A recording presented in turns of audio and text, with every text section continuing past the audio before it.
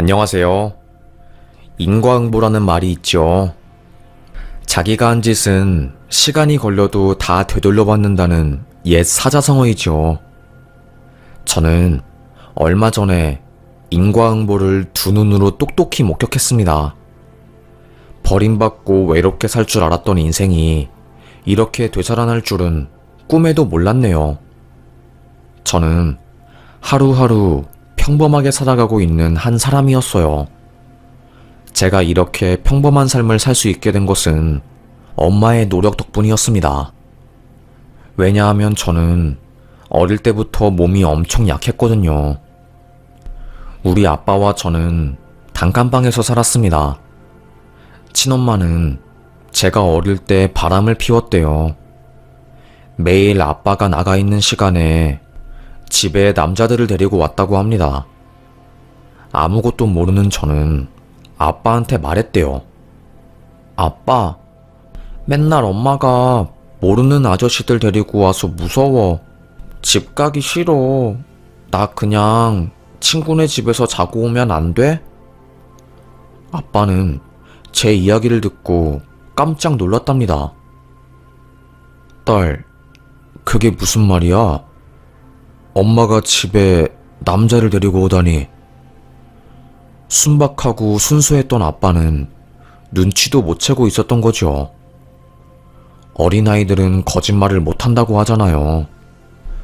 저도 마찬가지였습니다. 거짓말을 할 수 없었어요. 제가 본 것들을 사실대로 다 말하게 되었고, 모든 것을 알게 된 아빠는 참을 수 없는 분노가 치밀어 오른 거죠. 당신, 나 몰래 바람 피웠어? 애가 몇 살인데 집에 외간 남자를 데리고 와? 이러다가 해코지라도 당하면 어쩌려고? 안방에서 엄마와 아빠가 싸우는 소리가 들려왔습니다. 제가 한 말 때문에 싸우는 것 같았어요. 저는 앙앙 울었습니다. 엄마, 아빠, 제발 싸우지 마. 내가 다 잘못했어. 내가 괜히 말했어. 네가 말한 거니 아빠한테? 왜 쓸데없는 말을 전하고 있어? 엄마는 제 뺨을 때렸습니다. 아빠가 엄마를 말리고 저는 무서워서 집을 뛰쳐나왔어요. 그날 이후로 엄마를 보지 못했습니다. 이혼을 하셨대요. 엄마는 집을 나간 거고요. 워낙에 힘들게 살던 저희 가족은 이혼 이후에 더더욱 살림살이가 힘들어졌습니다. 저는 아빠 손을 잡고 더 작은 집으로 이사를 가게 되었어요. 곰팡이가 피어있고 햇빛도 잘 안 드는 집이었어요. 그래서 그랬을까요? 저는 어릴 때부터 기관지가 무척 안 좋았습니다. 물을 마셔도 다 토해내고 매일 기침을 달고 살았어요. 학교에서도 맨날 기침을 하니까 애들이 저를 안 좋게 보았습니다. 너는 왜 맨날 감기에 걸려 있어? 나? 아닌데. 저를 바이러스 취급하기 시작했습니다. 학교에서도 외로운 인생이 이어졌어요. 그러다가 어느 날부터 아빠가 여자친구를 집에 데리고 오기 시작했어요. 아줌마는 너무나도 착해 보였지만 왠지 제 마음에 들진 않았습니다. 아줌마는 아줌마 집에 가요. 하지만 그 아줌마는 갈 곳이 없었나 봐요. 계속 저희 집에 있었습니다. 딸, 아빠가 여자친구가 생겼어. 아줌마라고 불러도 좋고 조금 더 편해지면 엄마라고 불러. 몰라. 나는 엄마라고 안 부를 거야.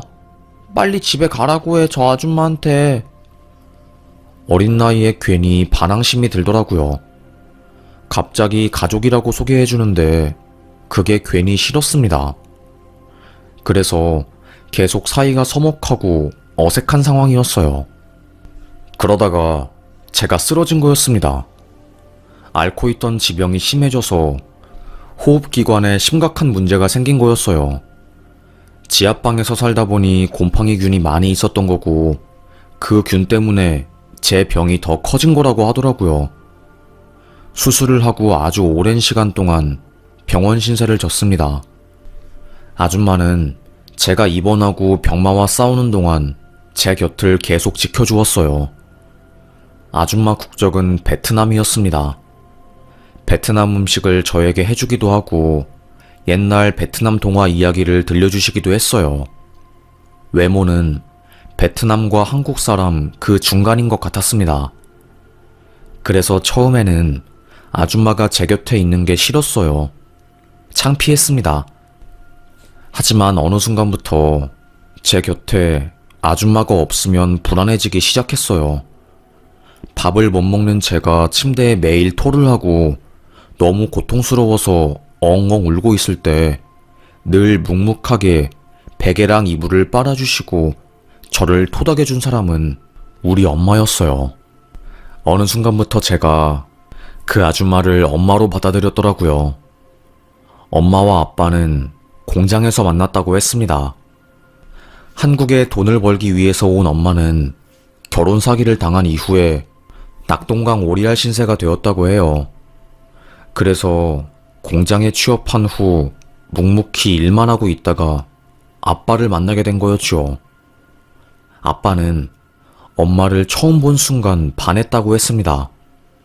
무척이나 착해 보였고 다른 외국인 노동자들과는 다르게 똑똑하고 한국말도 현지인처럼 잘하고 너무나도 이뻤대요. 엄마는 확실히 동남아 사람이 아닌 것처럼 생겼거든요.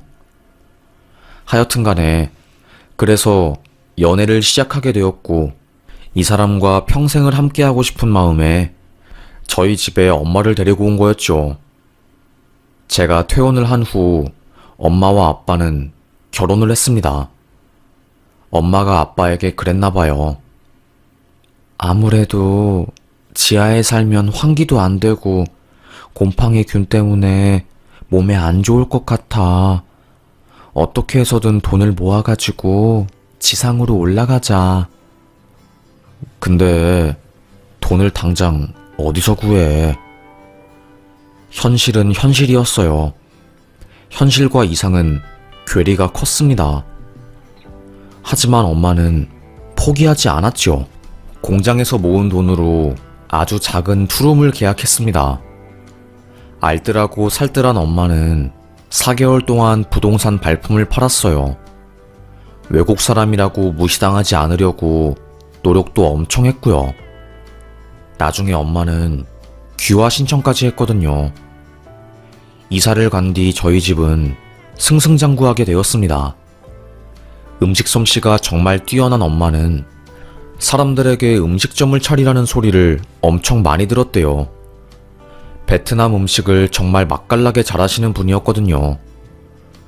지인들에게 2천만 원을 빌려서 노량진 쪽에 포장마차 비슷하게 가게를 열었어요. 정식 가게는 아니고 포장마차 형식의 가게였죠.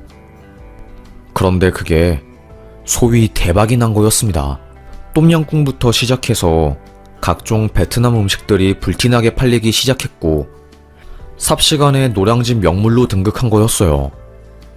공장 일을 하고 있던 아빠는 엄마 일을 돕겠다며 공장을 그만두었습니다. 새벽 4시에 나가서 밤 11시에 돌아왔어요. 그 정도로 손님들이 꽉 찼거든요. 지금은 베트남 음식이 대중화가 잘 되어 있는데 그때 당시만 해도 아니었습니다. 그래서 신박하고 더 인기가 좋았던 것 같아요. 게다가 똠양꿍 같은 건 김치찌개랑 비슷하면서도 맛이 아주 좋아서 더 인기였고요. 가게를 오픈한 지 9개월도 안 되어서 확장 이전을 하게 되었어요. 주변에서 프랜차이즈점을 하자고 제의가 많이 오게 되었고요. 돈을 많이 번 엄마는 가장 먼저 한 일이 저의 방을 깨끗하게 도배해 준 거였습니다. 우리 딸내미한테 꼭 깨끗한 방 선물해 주고 싶었어. 이제 깨끗한 곳에서 원 없이 공부하고 행복하게 살자, 우리 딸.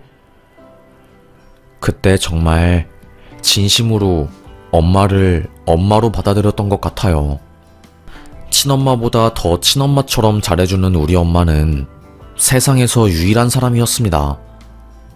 저는 그 덕에 편하게 공부를 하게 되었고요. 친구들이 가는 학원도 다닐 수 있게 되었고요. 더 이상 돈이 없어서 급식비가 밀리는 일은 없었습니다. 공부를 열심히 한 저는 서울에 있는 한 대학에 입학하게 되었습니다. 거기서 지금의 남편을 만났어요. 어릴 때부터 몸이 약했던 저는 항상 건강하고 운동 잘하는 사람에게 자연스럽게 끌렸습니다. 남편이 학교 운동장에서 농구를 하고 있는 모습을 본 순간 반해버렸던 거죠. 저희 학교 하키부라고 하더라고요. 농구 동아리에 들어가서 게임을 하고 있었던 거고요. 저는 그 남자를 꼬시고 싶었습니다. 그래서 농구부에 들어갔어요.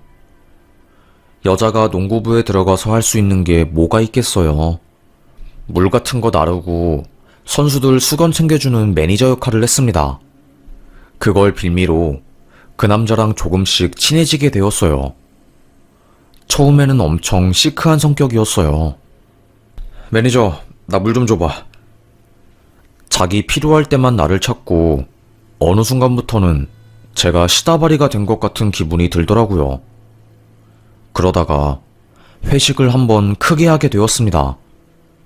그 남자는 술을 좋아하는 사람이라서 술을 진탕 먹고 있었어요. 다른 사람들은 거의 다 피곤하다고 집을 간 상태였고요. 저는 매니저니까 술을 마시지 않고 사람들을 챙기려고 끝까지 남아 있었습니다. 한 명씩 다 택시를 태워서 집에 보내고 나니까 그 남자랑 저 둘만 남더라고요. 갑자기 그 남자가 저에게 매니저는 왜 하는 거냐? 여기 좋아하는 애 있어? 그냥 내가 하고 싶어서 하는 건데? 에이, 그러지 말고 솔직하게 말해봐. 누구 좋아하는데? 내가 이어줄게. 한참 동안 정막이 흐르다가 저는 용기를 내서 대답했습니다. 나 너 좋아하는데? 그때 그놈이 저에게 입술 박치기를 하더라고요. 그때가 첫 키스였습니다. 황홀하고 기분이 좋다기보다는 당황스러웠어요. 이렇게 빠르게 키스를 하게 될 줄은 꿈에도 몰랐거든요. 그 다음날 어색한 기운이 흘렀어요. 저는 혼자서 그냥 농구부 그만둬야 하나? 어떻게 하지? 고민을 하고 있을 때 걔가 저에게 다가오더라고요. 어제 기억나냐? 몰라, 기억 안 나. 거짓말 치지 말고 기억나잖아. 뜸을 들이다가 그놈이 제 손을 잡고 그러더라고요. 이렇게 된 거 우리 사귀자. 이게 남편과 저의 연애 스토리였습니다. 하키부 출신의 몸도 크고 성격도 대쪽 같고 고집이 어마어마했어요. 그런데도 저는 그 사람의 그런 모습이 좋더라고요. 그래서 저를 더 지켜줄 것 같았습니다. 사랑에 깊이 빠진 저는 헤어나올 수 없었고 3년 연애 끝에 결혼하게 되었고요. 처음에 시댁에서 반대가 어마어마했어요. 아무래도 엄마가 베트남 출신이고 장사하는 사람이라 그런지 내키지 않았나 봐요. 우리 엄마가 반대를 심하게 하네. 쉽게 허락을 안 해준다. 그래도 나는 포기하지 않을 거니까 지치지 말자 우리. 결국 끈질기게 결혼을 하겠다고 매달린 결과 승낙을 받아냈습니다. 결혼 생활은 나쁘지 않았습니다. 문제는 아빠가 암에 걸렸다는 사실을 알게 된 이후였어요. 말기암이고 남은 시간은 채 3개월도 안 남았다는 겁니다. 직장암은 말기가 될 때까지 통증이 없대요. 가게에서 아빠가 쓰러지고 나서야 저는 그 사실을 알게 된 거죠.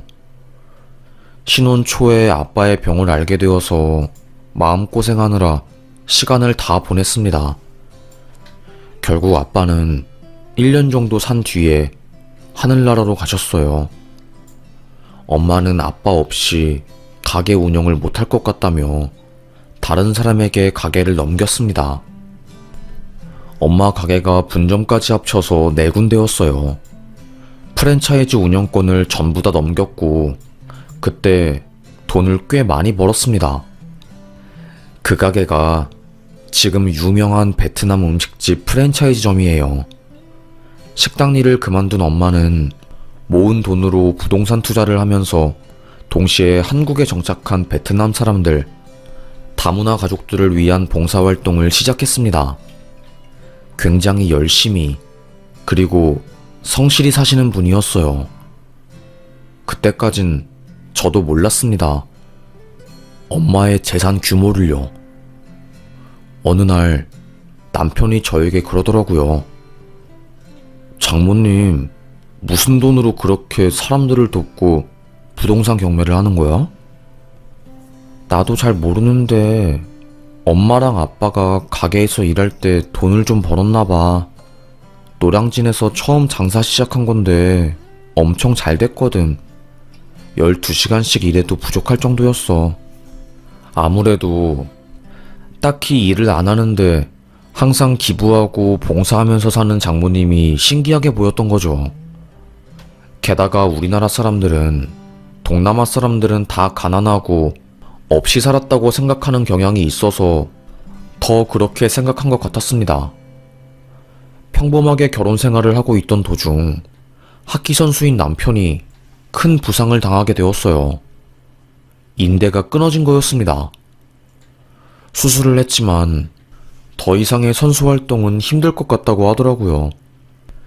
그날 얼마나 울었는지 몰라요.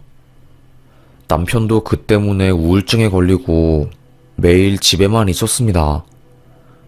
은사님의 도움으로 한 초등학교 하키부에 코치로 들어갈 수 있었지만 패배자라는 느낌은 지울 수 없었나 봐요. 매일 술 마시고 집에 들어온 남편은 고래고래 소리를 지르는 게 일상이 되었습니다. 내가 왜 이딴 일을 겪어야 하는데 20년 넘게 해온 하키 생활을 이렇게 허망하게 접는다고? 말도 안 돼. 말도 안 돼. 곁에서 지켜보는 저까지 우울증에 걸리는 듯 했어요. 매일 강남에 가서 술 마시고 사람들이랑 놀고 쓰러지기 직전에 집에 들어오는 생활을 반복했습니다. 당연히 모은 돈도 다 써버리고 술 산다고 빚까지 내는 상황이었어요. 시어머님은 어떻게 하니? 네가 좀 도와줘라. 우리 아들이 얼마나 힘들면 저리 술을 마시고 다녀. 어머님, 저도 쉽지 않아요. 어떻게 노력해야 할지 모르겠어요. 어머님과 저는 속상해서 서로 부둥켜 안고 울었어요. 두 여자의 노력에도 남편놈의 폐악질과 엇나감은 돌아올 줄 몰랐습니다. 그런데 그때 일이 터졌네요. 우편물이 하나 날아왔습니다. 산화몬이었어요. 대부업체에서 남편이 3천만 원을 빌렸던 겁니다. 이자만 원금을 넘어선 상태였어요. 강남에서 술을 마시다가 질 나쁜 친구들을 사귀었나 봐요. 친구들 중에 한 사람이 도박을 하는 놈이었고 그 세계로 남편을 끌어들인 거죠. 선수 생활로 모아둔 돈을 한 푼, 두 푼 도박에 쓰다 보니까 돈을 전부 탕진한 거고 결국 대부업체에 손을 댄 겁니다. 당신 미쳤어? 도대체가 어쩌려고 이런 짓을 한 거야? 미치겠다 진짜. 왜 그래? 왜 그러고 살아? 뭐? 당신 솔직하게 말해. 사나머니 말고 다른 곳에서 또 돈 빌린 거 있어? 아, 없다고 좀. 방귀 낀 놈이 성내는 꼴이었습니다. 사채는 빨리 갚아야 했기에 저는 결국 엄마에게 손을 벌렸어요. 결국 엄마는 다달이 받던 월세 모은 돈을 저희 부부에게 건네주었습니다. 그 과정에서 제가 엄마의 재산 규모를 알게 된 거였어요. 서울 아파트만 4채를 가지고 있으셨어요. 수십억이 넘는 재산을 가지고 있으셨던 거였죠. 남편도 그 사실을 알게 되었습니다. 장모님이 이렇게 돈이 많으신 분이었어? 나도 몰랐어. 베트남 음식점으로 이렇게 많은 돈을 모았을 줄은 몰랐네. 아마도 투자를 잘하신 것 같아. 어차피 나는 엄마 덕 보고 살 마음 없어. 내가 성공해야지. 엄마한테 마음에 빚 진 것도 갚아야 하고. 하지만 남편의 생각은 달랐던 것 같아요. 장모님이 재력가라는 것을 안 순간 눈빛이 확 달라졌습니다.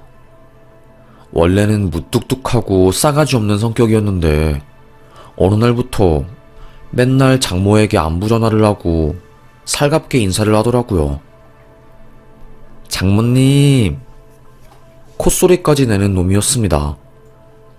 사채빚도 갚고 어느 정도 상황이 나아질 것 같았던 순간 상상도 하기 싫은 일이 벌어졌네요. 충남에 다문화 가정을 위한 봉사활동을 마치고 서울로 돌아오던 엄마가 크게 다친 거였습니다. 워낙에 검소한 엄마는 소형 자동차를 타고 다니셨어요. 그걸 타고 서울로 올라오다가 졸음운전을 하던 대형 트럭이 엄마의 차를 박아버린 거였죠. 따님분 되시나요? 여기 영선병원인데요. 어머님이 큰 사고가 나셨어요. 빨리 병원으로 와주세요. 빨리요. 청천벽력 같은 말이었습니다. 옷도 갈아입지 못하고 병원에 간 순간 저는 무너져 내렸어요. 응급실에서 급하게 응급처치를 받고 있는 사람이 우리 엄마였거든요. 온 사방이 피투성이었고 의사와 다른 의료진 10대 명이 엄마를 둘러싸고 있었습니다. 전신골절에 장기가 터져서 온몸 염증 수치가 일반인의 수십 배를 치솟았대요. 우리 엄마 살 수 있는 거죠? 제발 저 다른 거 안 바라요. 살려만 주세요. 의사는 힘들다는 듯이 한숨을 푹 쉬었습니다. 차마 살릴 수 있다는 말은 안 하더라고요. 그저 최선을 다하겠다는 공허한 외침만이 병원을 채울 뿐이었습니다.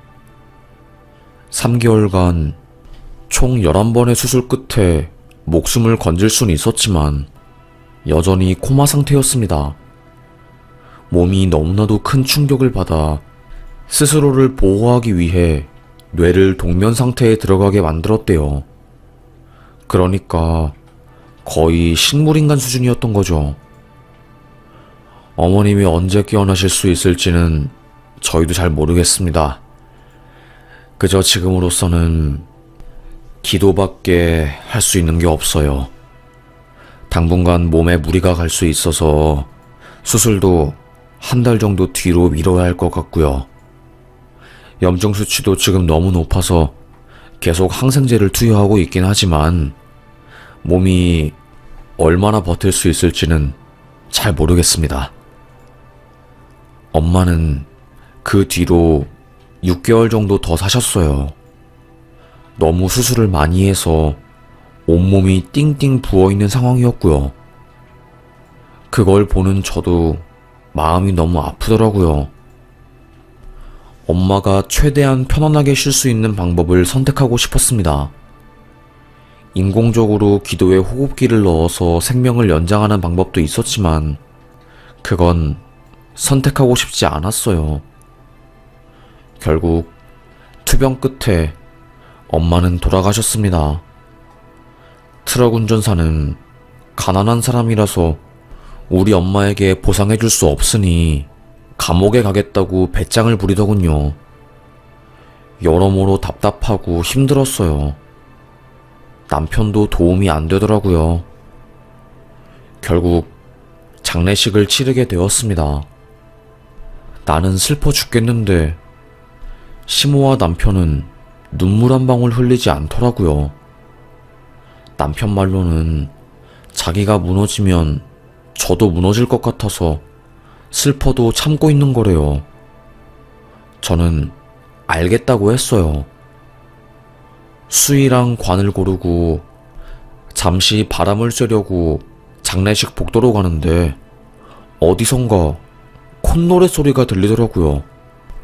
어떤 눈치 없는 놈이 장례식장에서 콧노래를 부르고 있어? 콱씨. 비상구 문 쪽으로 가니 그 콧소리가 더 크게 들렸습니다. 근데 그 콧소리의 주인공이 누구인지 아세요? 제 남편이더라고요. 친구랑 전화통화를 하고 있는 것 같았습니다. 야, 대박이지 않냐? 하늘이 무너져도 솟아날 구멍은 있다고. 나 다치고 나서 선수생활 포기하고 도박빚 때문에 인생 망할 뻔했는데 그 타이밍에 장모가 죽었잖아. 뭐? 장모가 죽은 게 왜 대박이냐고? 야, 이 멍청아. 우리 장모 개부자야. 동남아 사람이라 만만하게 봤는데 생각보다 돈 야무지게 모았더라고. 장모 죽으면 그 돈 우리 와이프가 가지고, 그렇게 되면 와이프 돈은 내 돈이니까 나도 대박 나는 거 아니냐. 남편은 악마였습니다. 장모의 장례식장에서 재산 상속받을 생각에 싱글벙글 친구와 통화를 하더라고요. 몰라. 하여튼 간에 우리 엄마도 지금 난리 났다. 며느리 덕 볼 생각에. 일단 끊어라. 나 이제 빈소 들어가 봐야 해. 가서 또 슬픈 척 연기하고 있어야지. 속에서 천불이 났습니다. 정말로 열불 천불이 났어요. 정수기로 가서 냉수를 속에 퍼부었습니다. 장례식 끝나고 그 년놈들을 다 끝장내야겠다 싶었습니다. 입관식 전날 시어머님은 손님들 말동무해드린다고 술 한 잔 두 잔을 받아 먹으시다가 완전 취해버리셨어요. 장례 지도자가 취해서 비틀거리는 시어머니한테 몸 상태 안 좋으시면 입관식에 참여 안 하셔도 됩니다. 고인분께 깔끔하고 좋은 모습만 보여드리는 것도 좋은 방법이에요. 에휴, 됐어요. 사돈 가는 길은 보고 가야지. 무슨 좋은 일이 있는 것 마냥 싱글벙글 웃더라고요. 그러다가 사단이 난 거죠.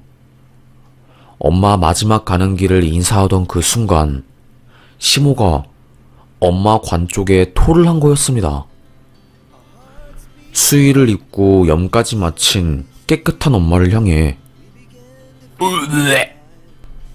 그 순간 모든 조문객들이 엄마를 쳐다보았고 옆에 있던 아빠 쪽 친척이 시모에게 에이씨 팔 이게 뭐하는 짓이오?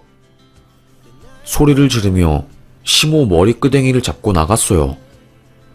염하시는 분들은 당황해서 아니 10년 넘게 일하면서 이런 적은 처음인데 아이고 일단 입관식은 여기서 마치고 저희가 다시 염하고 수의 바꾸고 따님분께 확인 후에 관 문 닫겠습니다. 수습을 해주셨어요. 아빠 쪽 친척이 시모에게 엄청 뭐라고 했습니다. 이게 뭐 하는 거요? 민폐도 분수가 있지. 상황을 가려가면서 술 마셔야 할 거 아니요? 시모 뒤통수를 팍 누르면서 사람들에게 강제로 사과를 시켰어요. 술에 쩌든 시모는 뭐가 뭔지 여전히 상황 파악을 못하고 있는 상황이었습니다. 가장 힘들 때 주변 사람들이 걸러진다고 하잖아요.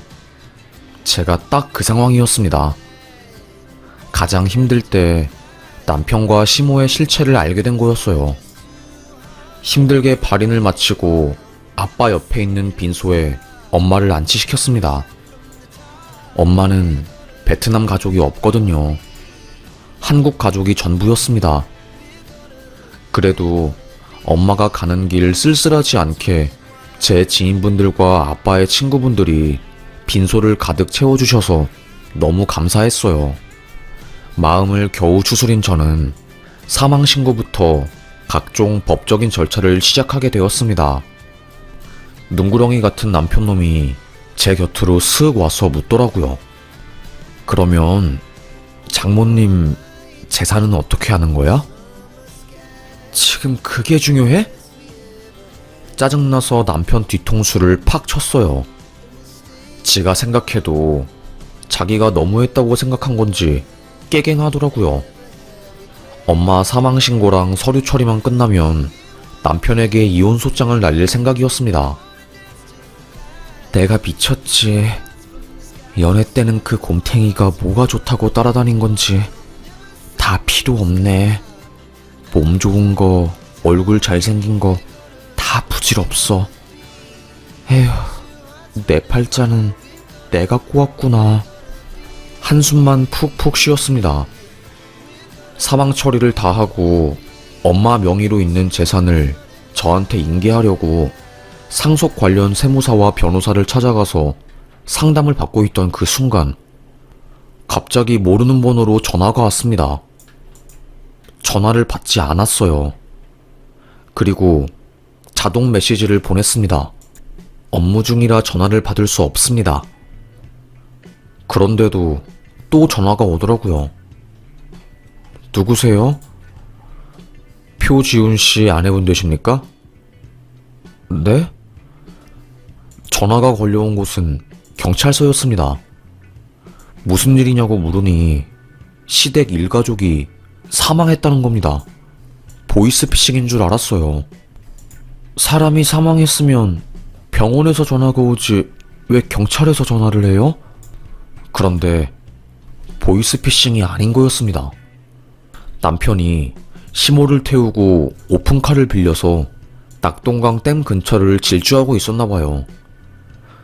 커브 부분에서 속도를 낮추지 않고 계속 달리다가 차가 확 돌아간 거고 차선을 추돌하면서 옆에서 오던 차와 큰 사고가 난 거였습니다. 핸드폰은 개박살나고 옆에 타고 있던 시모는 날아가고 남편은 즉사한 거였어요.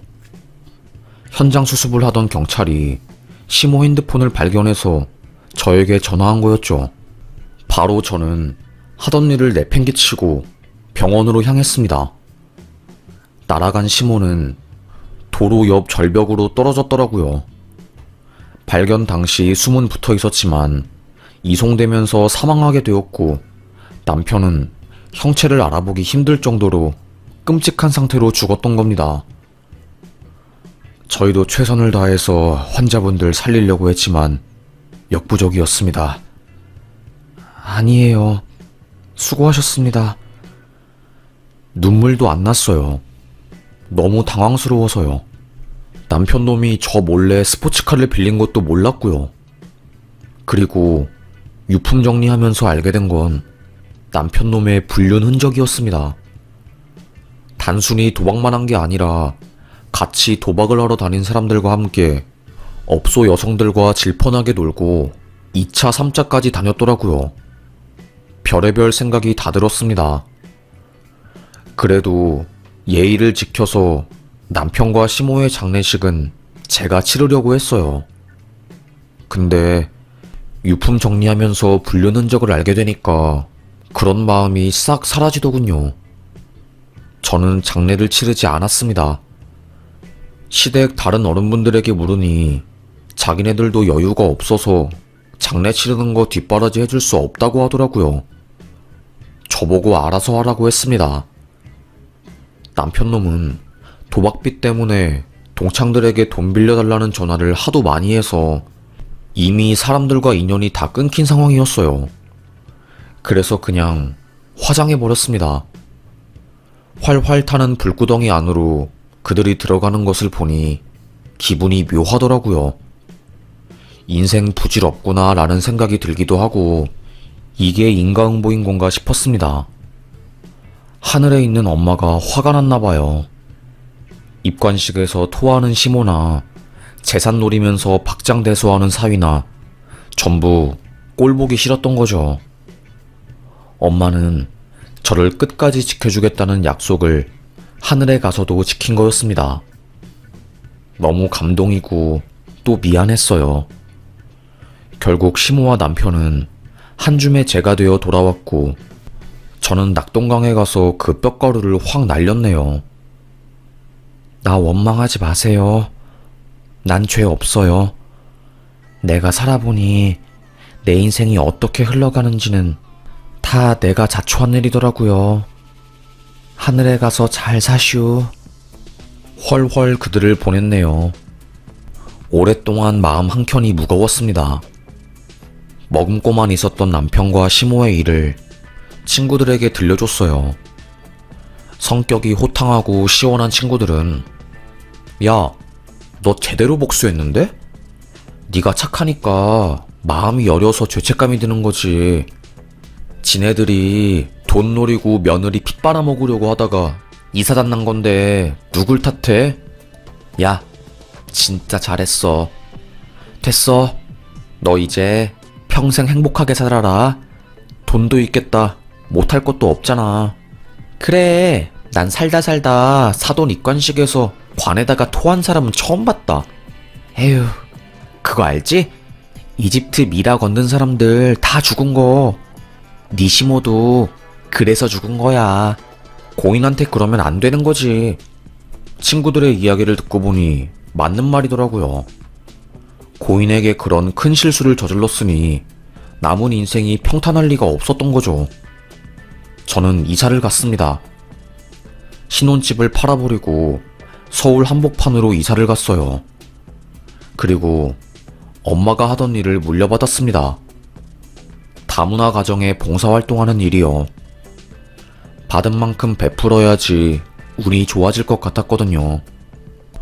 그렇게 살다 보니 엄마가 핏줄도 아닌 저에게 준 사랑이 얼마나 대단한지 깨달았네요.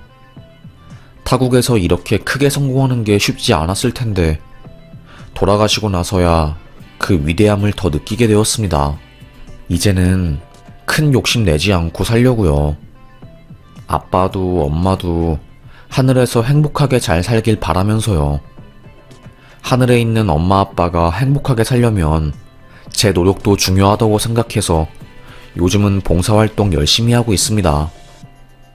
그리고 인과응보를 저는 두 눈으로 똑똑히 봤기 때문에 죄 짓고 살지 않으려고 노력 많이 하고 있어요. 남의 눈에서 눈물 나게 하면 결국에 내 눈에서는 피눈물이 나더라고요. 언젠간 내가 한 짓들은 다 내게로 돌아오는 것 같습니다.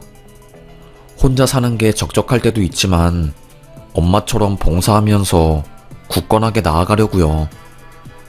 그럼 지금까지 저의 이야기를 들어주셔서 감사합니다. 날이 추우니 따뜻하게 입고 다니세요. 감사합니다.